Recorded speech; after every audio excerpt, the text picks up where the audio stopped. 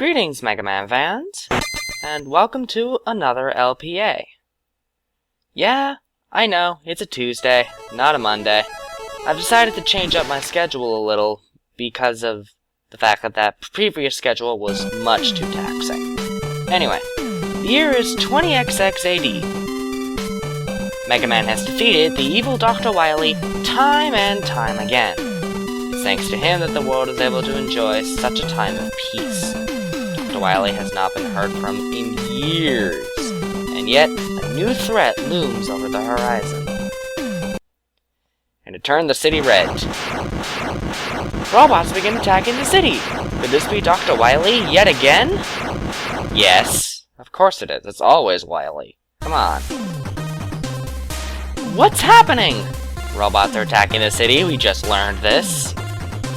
I don't know, but it's certainly nothing good. No duh! Nice Capcom logo on the TV, by the way.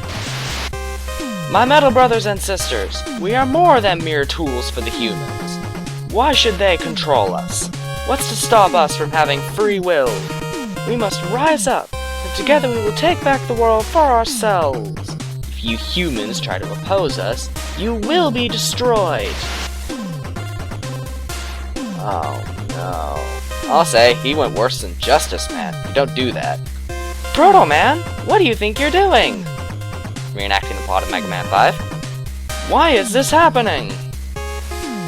Something doesn't seem right about this. No kidding, man. I know my brother, and he would never say something like this. And Mega Man's grown a brain. About time. You plan on putting a stop to all this, don't you? I have to. I need to live up to my title as a... Oh, we're going for a title drop! Super Fighting Robot! Mega Man! Thank you, Mega Man. We're all counting on you. Don't worry, I'll get to the bottom of this. Proto Man, this isn't like you. I don't know what exactly is going on, but I won't allow you to hurt anyone. And that was me tripping on my English. Beautiful! We're off to a wonderful start for Mega Man Super Fighting Robot. This is one of the 2 projects that I am going to be running for my current LPA. Why 2? I'll explain in the other one. Anyway, this is another game that I beta tested. Me and several people I know in the community. Friends, colleagues, even other developers. This game is easily described as a labor of love, from fans for fans. Anyway, we have a stage select, the shop, which contains 1-ups, E-tanks, M-tanks, the energy balancer, energy saber, the 4 pieces of the mega armor, which I'll cover in another video, and then the hair dye, which is the best item. Just the best. We have the save system, customizable controls, which I've already messed with, customizable options, including the window scale, the volume, whether or not you have your controller input displayed, whether or not you have a visible timer so you know how long you're taking, whether or not the charge shot sound fades out, the system priority, whether or not you see how much damage things take, including you, whether or not you can see how many lives you have in the level, and then the difficulty settings, which there's normal, easy, easier, easiest, and hard. Well, at least that's all of them for now. There's another one that we'll get to see a little later. These last 2 options, special and bonus, they don't do anything at the moment. Not to worry though, we'll see a bit of them later. Anyway, without further ado, this is Mega Man's Rogues Gallery, including Leaf Man, Zap Man, Blade Man, wait, no, that's Dagger Man, Box Man, Coal Man, Soak Man, Chef Man, wait, no, Trash Man, Axe Man, and Fancy Hat Man, or Wizard Man. Certainly an interesting rogues gallery combo, I will admit, if a little more elementally based. Anyway, for our first Robot Master, we will be taking on Leaf Man. Much to the surprise of probably very few of you, as Leaf Man is an excellent starting point. Like, really excellent. Probably one of my favorite levels in the game in terms of design. And this is one reason why. Skipper greatly improved the introduction of the acromets here, the game's requisite up and down enemy. They'll spin upwards, and then when they stop, they shoot these two diagonal shots. And they're introduced really well, but they are one of the single most aggravating enemy types I have ever seen. Seriously, these things drive me up the wall. Anyway, this next enemy type right here is a Thornlet.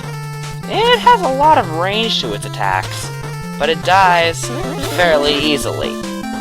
That is, assuming you're willing to use charge shots. If not, it's nowhere near as easy to kill. Another thing that gets introduced at the same time is the level gimmick. These pointed spears that pop up out of the ground when you pass over top of them. Introduced very handily. Even the original introduction worked, but Skipper increased the number of spears beneath this platform, and I'd say it works out exceptionally well. So, kudos for that, Skip. And, whoa. Hi there. That was a Mockbeak up there. That purple bird thing will dive bomb downwards, and then when it gets to about your level, it'll choose to try and fly basically into your head, as it doesn't quite fly straight forward, but it kind of has a bit of an upwards bent to it. This first one will tend to pass over you harmlessly, giving you a chance to understand how it works, and also gives you a little pointer that you need to watch where you're going here. That is, if these spears don't already teach you that by virtue of the fact that they take, like, half of your health when you run into them. At least, last time I checked. Anyway, time for some actual level. Which, right away, we're seeing some pretty sound level design here. Those first 3 acromet pits in that section, as I'm sure you probably noticed, were steadily increasing in jump distance, like how far you had to jump in order to cross them. That's nice! I like that subtle increase in the difficulty curve. And I also like how the 4th one throws a Mockbeak in there in order to remind you just what kind of level this is. I really like the difficulty curve here. It's subtle, doesn't beat you in the face, and yet it works really well. I like that. And a trickier spear jump than the one before it. I like that. And this Thornlet down here is in a very, very good spot. Before, only the first one had much chance of shooting you in the face. And so long as you were slow and cautious, there wasn't much chance of that. This one, you need to kill pretty much right away, because you are in a very dangerous spot here. It's very easy for Thornlet to tag you here. Very easy. And another new enemy type joins us today. This is Buster Joe. He's a Sniper Joe who has jumping and shooting abilities, except instead of shooting 3 shots at you, with 3 shots straight forward, he shoots 1 shot that is aimed directly at you. He's both more and less dangerous than the original Sniper Joes, I find. For obvious reasons, he's more dangerous because of his aim, but he doesn't get to do quite as much damage. Now, this Thornlet right here, as I mentioned, you cannot kill him with uncharged shots. This is important because it just so happens there's also a slide alcove right here, just in case you were unaware that this game has the slide available. But because this Thornlet is here and you can't just shoot it in the face with uncharged shots, you need the charged shot in order to kill it. This is probably one of the first times I've actually seen the player need the charged shot in order to progress. At least without taking damage. And, you know, I applaud that. I really do applaud that. This is a first, if I recall correctly. So, kudos for that. Kudos. Anyway, besides this Thornlet right here, there's another new enemy type. The Bob-on. It's just sitting there, blinking. I don't trust it. Aha, I was right! When you kill Bob-on, it explodes into that star-shaped spread of 8 shots. So, when you see that it's not attacking you, be wary of the thing, because it can attack. You just have to kill it first. Oh, water already? Wow, that was fast.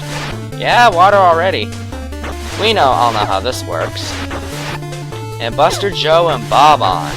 Wow, that's a combo. You can slip shots beneath Bob-on just fine, so if you're willing to use uncharged shots, you can actually deal with it fairly easily.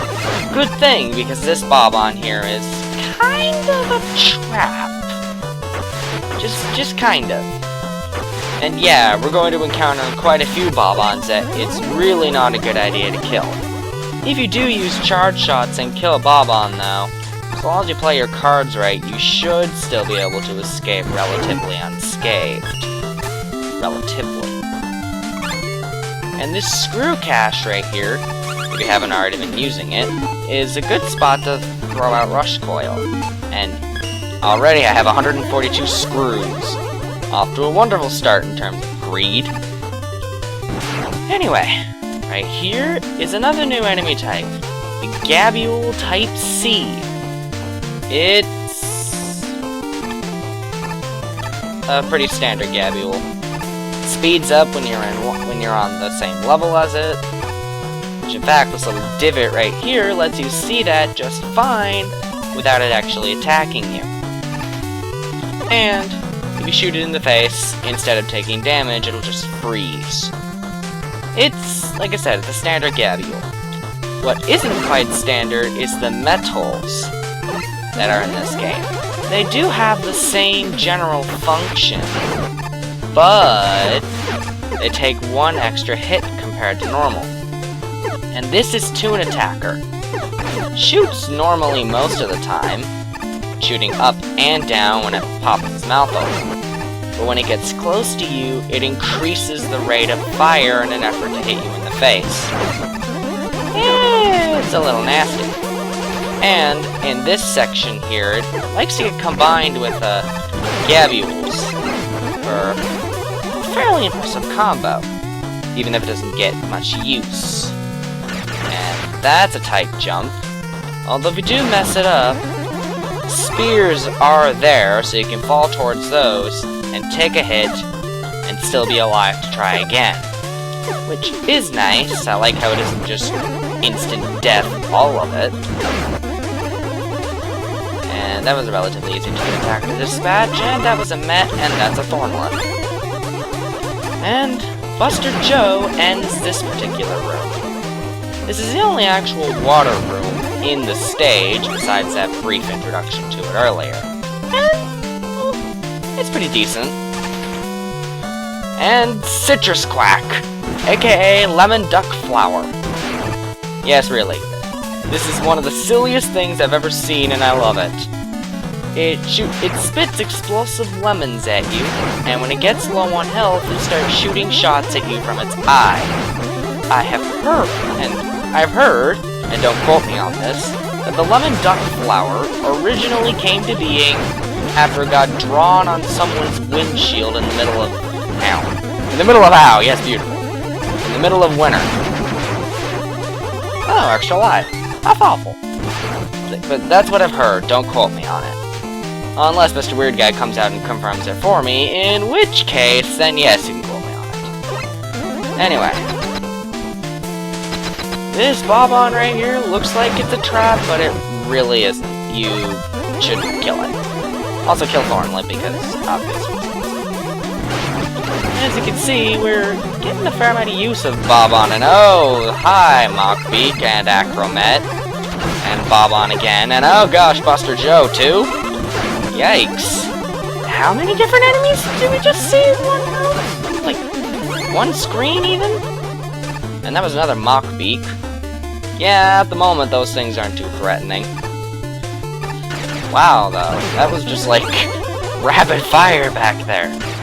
Yeesh. Oh. Well, Buster Joe's got a really nice position there. Except it's also a great spot to start shooting him through his shield. Whoa. Ah, dang nabbit. Oh well. Okay, I need to be careful. Alright, made it. Ah! Okay, I forgot about the Mockbeaks. Okay. Ah! Got the letter. That is one of the 8 collectible letters of this game, which spell... Well, if I told you what it spelled, it would spoil what we get.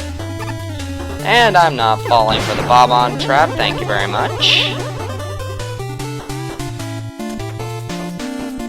And that Bob-on is also kind of a trap, but you can kill it fairly easily. And that Thornlet does not compare to the one in the first room in terms of range, since you actually can kill it with uncharged shots. And now, we have another new little setup with the spears. You have to climb over ladders while avoiding landing on the spears. It's semi-interesting, but there's not really a difficulty curve to it, which is kind of disappointing, really. I would like it if there was at least a little more variation to it.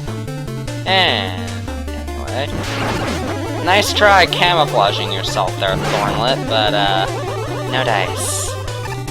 Oh my, these jumps are not only getting precarious, they're throwing Mockbeaks at us. And that Mockbeak dived way too low to actually hit me in the face. It took a long time, actually, for Mockbeak to crop up as a challenge all on his own. Most of the time, he seemed to just be used as a supplement. But, there he is. Okay. Ow. So, I can't respawn all of this, but that's fine. Okay. I don't trust that Bob-on to not be a trap, so I'm just gonna detonate it from a safe distance instead. There's multiple ways to deal with the trap Bob-ons. That is just one of them.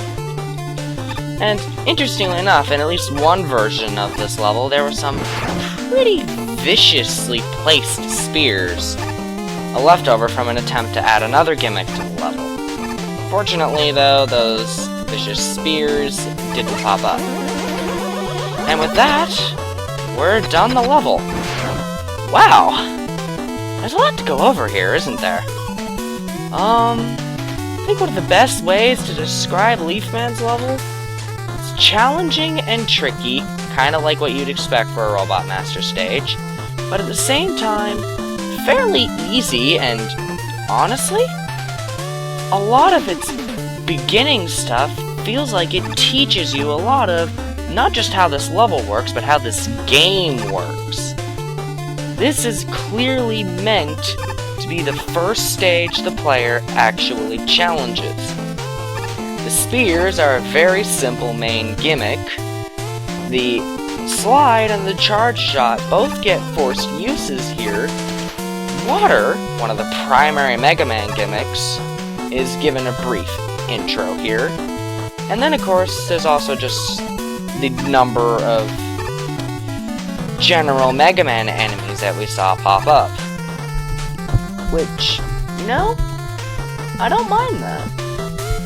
I don't mind that at all. I quite like this level. This is, again, one of my favorite levels in SFR. Maybe not the most interesting, but it's designed really, really well. can't exactly fault it for that. Anyway, Leafman himself is honestly a little easier than his level. He operates on a perfect pattern, and as a result, can be rather easy to handle. In fact, I've managed to do him no damage before. This will not be one of those times, of course, because this is an LP. Anyway, for his pattern, he starts by firing the leaf boomerang above you, and then he fires it along the ground. Then he does a jump, aiming to land straight on top of you, before running at you for a few seconds. Once he's done with his run, he uses his Thorn Whip, launching a spread of 3 thorns in kind of an L shape of sorts, and then he jumps above you and fires another fan-shaped spread. And then he repeats his pattern. And when he does that little jump, he will always jump so that he hits the wall. Like I said, he's a purely pattern-based boss, and as a result, he's very, very easy. I'm actually kind of amazed he hit me, but really, only kind of. And I see Smash artwork. Okay, that works, no complaints. Smash is an awesome game. And we get the Leaf Boomerang. At first glance, it doesn't look that impressive. But trust me, the Leaf Boomerang is one of the single strongest weapons in the entire game. As it can also grab items, it deals multiple hits when it hits an enemy, like it sticks inside their herp box. And if you grab it, you'll actually refuel a part of it. Imagine pairing that thing with the Energy Saver, which incidentally, we already have enough bolts for. I would never run out of Leaf Boomerang energy, ever. But, however, we will be playing this game without upgrades, at least in this round. So, on that note, I do believe that is everything I need to cover here. And look at that, even got the letter. So, thank you all very much for watching. I do hope this episode wasn't too long for you. I'm kind of glad I am verified now, so I can upload episodes beyond the 15-minute limit. I do hope you enjoy the Mega Man Super Fighting Robot LPA, and I will see you for the next episode, in which we'll make a rather shocking decision regarding our next Robot Master. Anyway, until then, thank you very much for watching, and I hope to see you for the next episode. So, on that note, goodbye!